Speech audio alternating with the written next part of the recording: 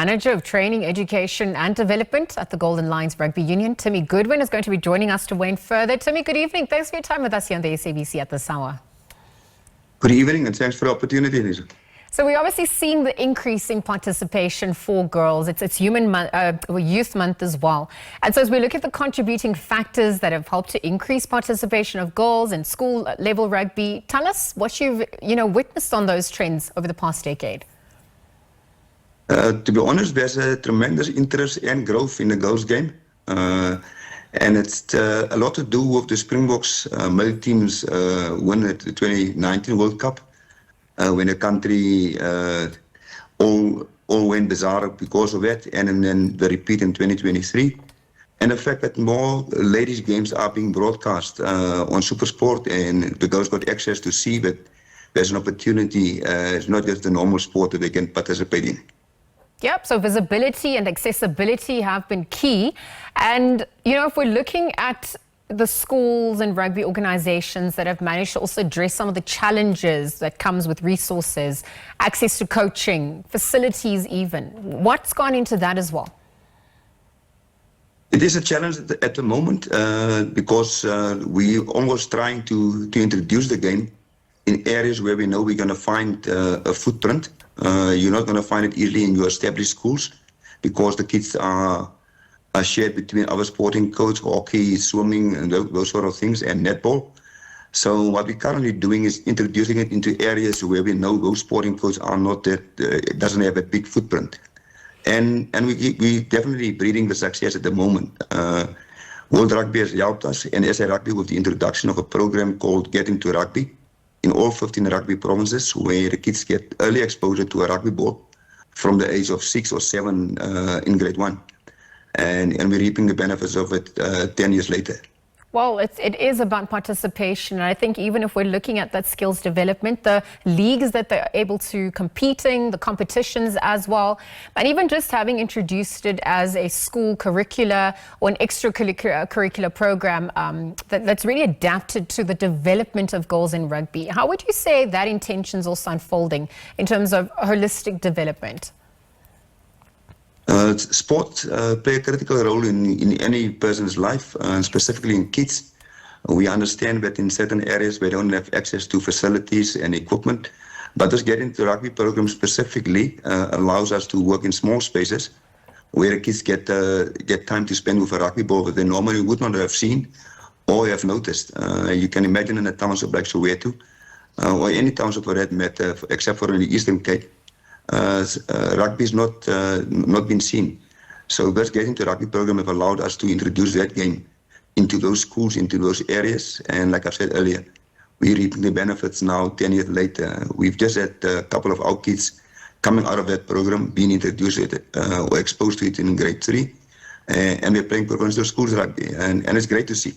Yeah, well, that seed was certainly planted 10 years ago. And of course, we're reaping the rewards now. And as we continue looking at the growth of rugby, I wonder if you could even just speak to the opportunities for scholarships that, have come to the fore. Talent identification processes as well, but also the progression from school level, perhaps to tertiary level. What are you also witnessing on that front? What are your hopes and dreams there? Our hopes is that we have almost in every rugby playing community at least a club that is linked to those schools in that area, so that there's a natural progression from playing school to a club and hopefully being seen to play provincial rugby. Some have been offered scholarships over the last 3-4 years by some of our universities, but giving them opportunity to play Varsity Cup. And on the other side, we got the club pathway and also the under-20 competition. So things are looking good. We just need to make sure that we got the necessary exposure. People realize that girls got an opportunity, and that we must probably make the necessary funds available to make sure we can go in the same pathway or the same trend as probably as the boys at the moment. Yeah, absolutely. And as we try to mitigate against those inequities, I wonder if you could speak to any standout performers that we should be on the lookout for, people that are obviously making an indelible mark, and we really should be focusing. Anyone come to mind for you as we're speaking? Look at the national level, you got Yakishel here, that's doing tremendous in the Springbok 15th team. And there's a lot more in that team. There's young talent coming through. We got a young flyer from Western Province that played in the final for Western Province in the Provincial League. So there's a lot of players that's coming through at the moment, and they're all young. And the fact that they got early exposure, most probably via their dads that took them to rugby, or their brothers played rugby. We're definitely going to reap the benefits because people realize this is a sport that can be played by all. So there's a lot to look forward to coming up this international series in Madagascar, and the World Cup coming up in August. Something to look forward to. Yeah, well, looking forward to that. I mean, a lot of prep and training has to go into that. Can you take us through what a typical day looks like for those who are obviously involved, and the level of competition that they are experiencing, you know, in relation to what South Africa has versus some of the other countries as well around the world? Look, we're quite different at the tip of Africa compared to the others in terms of resources and in terms of the exposure that our ladies get at provincial level.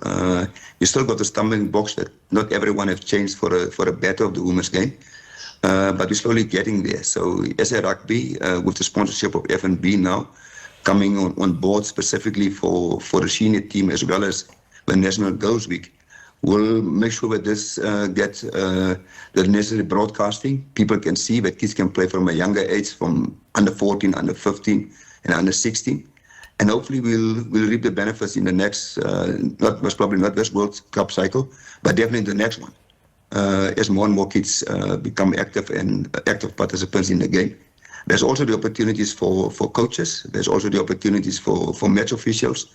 And the world is their oyster now. So it's a matter of us in the unions to make sure we assist these ladies to get to the next level, realize the opportunities, and we're all there to grow the game and make sure that this access is available to everybody that wants to participate in the game, and specifically the girl child.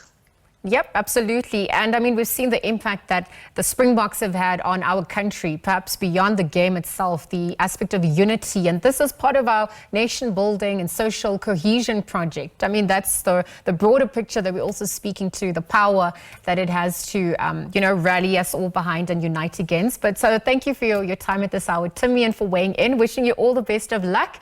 It's always been said that the best time to plant a tree was 20 years ago, and the next best time is today. And it's clear that you're yielding results 10 years later. So we're obviously wishing you and the team all the best of luck, and continue to shine and hand that baton as your endeavors continue.